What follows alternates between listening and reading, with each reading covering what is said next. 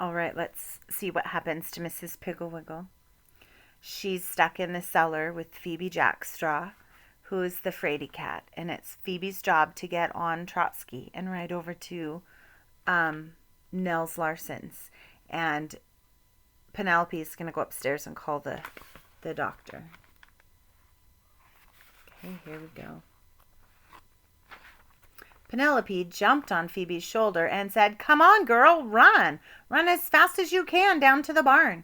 So Phoebe ran, and when she got to the barn, Penelope told her to untie Trotsky and lead him to the water trough. Then she told her to climb up on the watering trough and then up onto Trotsky's back. "Now, put your feet in the stirrups," she said when Phoebe was in the saddle. "Pick up the reins. All right, Trotsky, take her over to Larson's as fast as you can. Hang on tight, Phoebe, but don't slow down." At first, Phoebe was so scared she closed her eyes and lay forward in the saddle like a sack of cornmeal.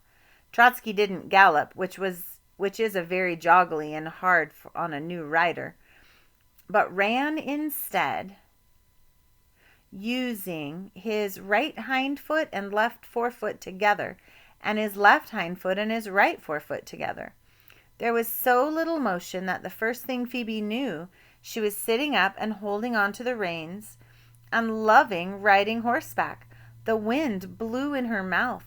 The fences streaked by in long lines, and the trees looked like fences. Then they were in Larson's lane, and then in their barnyard, and Mr. Larson came running up from the tractor shed. "What's the matter?" he said. "I saw you clear over by the oat field. Who are you?" "I'm Phoebe Jackstraw," said Phoebe, "and Mrs. Piggle Wiggle's hurt. A barrel of apples fell on her foot, and she can't get it off. She wants you quick." "Move up," said Nels, vaulting into the saddle behind her. "All right, Trotsky, go." He put one strong arm around Phoebe, and Trotsky galloped all the way home. Galloping was like being in a boat in a storm, Phoebe thought. Up and then slap down hard, up and then slap down hard. Phoebe loved it, but she was glad that Nels held on to her. When they got to the farm, Penelope was waiting on the porch, and she said, "You certainly made good time. The doctor is on his way." She flew to Nels's shoulder. "The cellar is over this way," she said. "Phoebe, go in and build a fire in the kitchen. Put some water on to the heat. You might make a pot of coffee while you're at it." She and Nels went around the kitchen.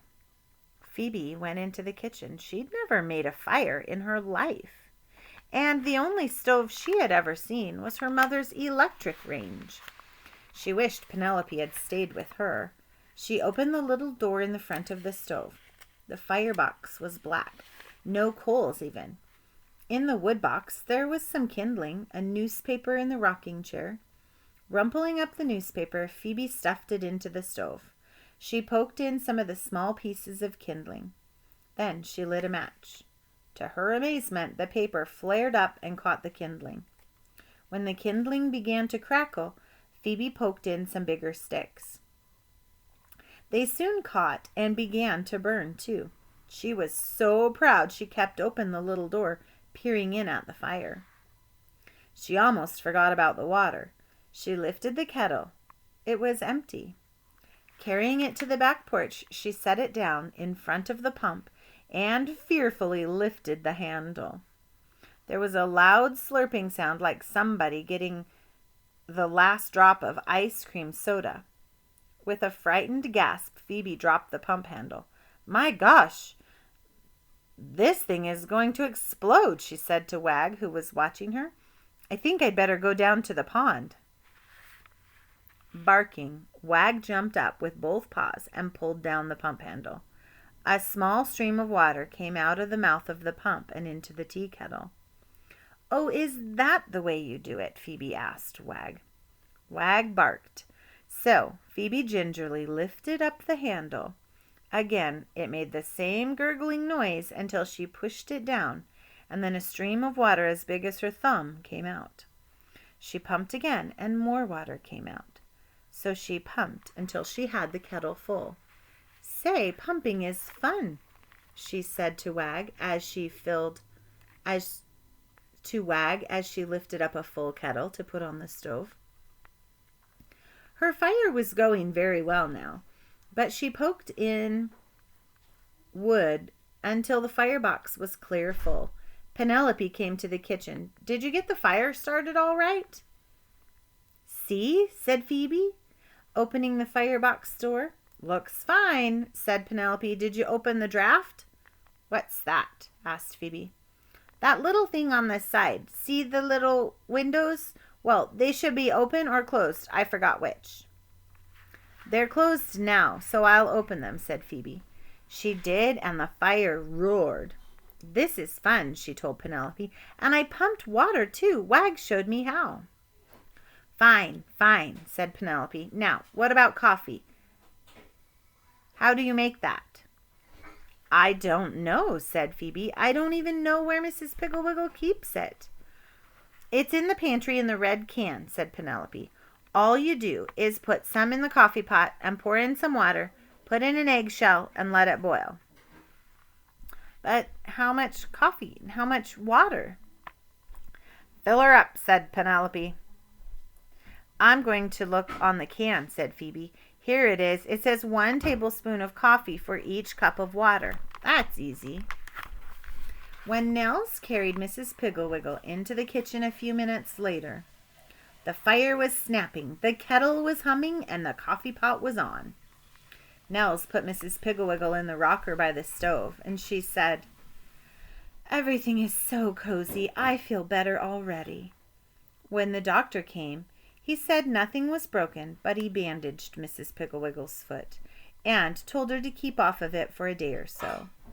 Then he and Mrs. Piggle Wiggle and Nels had a cup of coffee and some sugar cookies. When he was ready to leave, he said, "You're mighty fortunate to have this fine, brave girl to help you, Mrs. Piggle Wiggle. Poor old Mrs. Findock was all alone when she hurt her foot last winter, and so, of course, she had to walk on it too soon, and it took much too long to heal." Mrs. Piggle Wiggle said, "I know how lucky I am. Imagine having a visitor who can ride horseback, make fires, pump water, and cook. Now all I have to worry about is the milking." "I'll milk for you," said Nels. "I'll help you," said Phoebe. "I already know how to gather eggs." "Okay," said Nels, "but first I better teach you how to unsaddle and feed Trotsky." "Before you do either of those things, I'd like to ask you a favor," said Mrs. Piggle Wiggle.